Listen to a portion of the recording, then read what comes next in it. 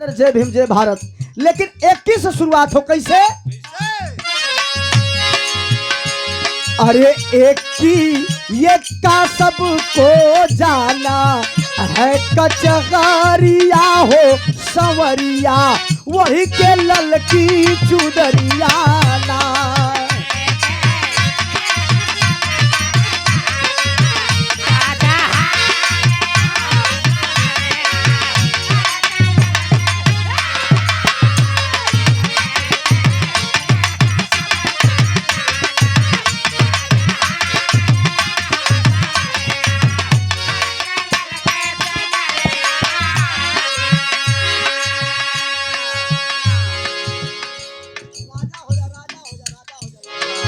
है क्या?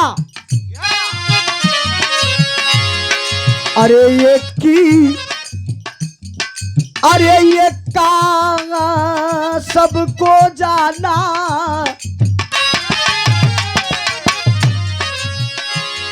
अरे ये की ये का सबको जाना है, कचहरिया हो संवरिया वही के ललकी चुदरिया ना।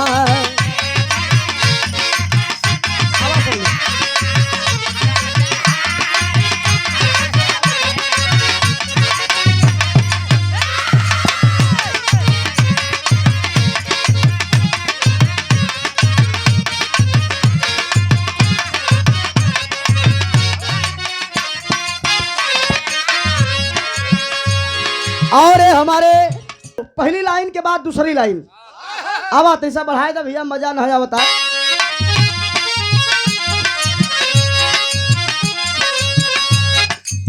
एक की एक्का सबको जाना है, कचहरिया हो संवरिया बढ़ के ललकी चुदरिया।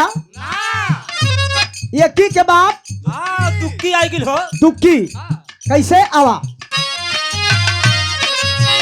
तुक्की तू जाना कोई, अरे जियराया पनो ना होई।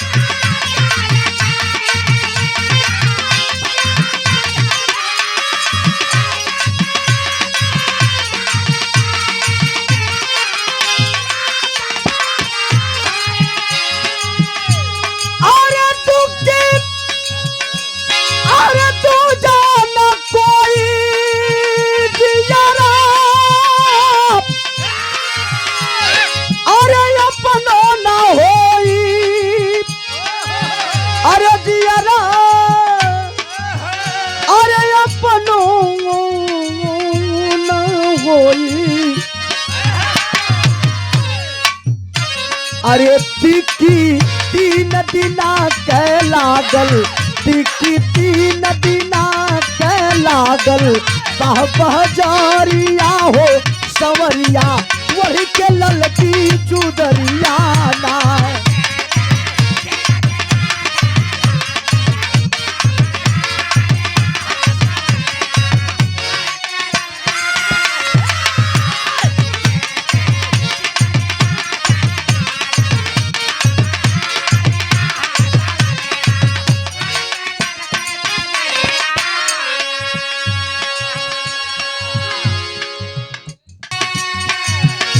के कन्हिया पर उठई है,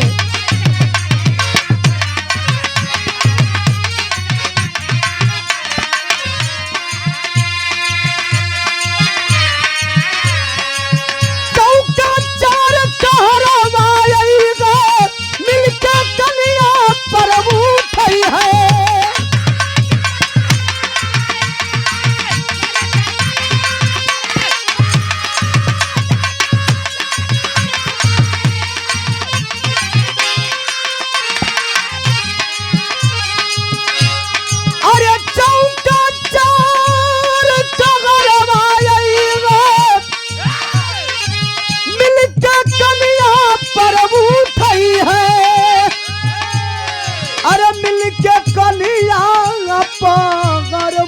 थई है।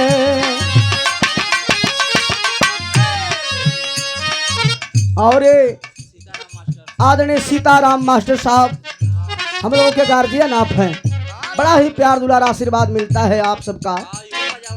हारमोनियम के बहुत ही अच्छे कलाकार हैं, आपको मैं प्रणाम करता हूँ इस निर्गुण के भाव पर।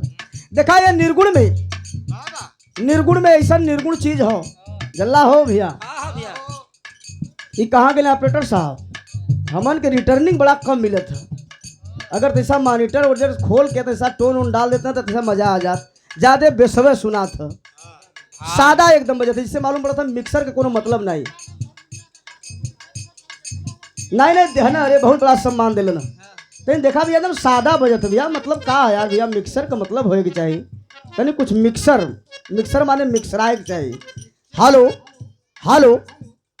यानी खोल जाते ऐसा खोला एकदम डबल नियर हो। हालो चला ठीक है, यही पर ऐसा लहूले रहा तनी खुल के बजे के चाहिए, दबे न।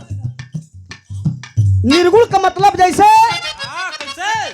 जन्म लड़का अगर लेला, अगर यहाँ जन्म लोग लेला तो सोहर मंगल गावल जला जल्ला, और जब कोई मर जाला तो निर्गुण गावल जला।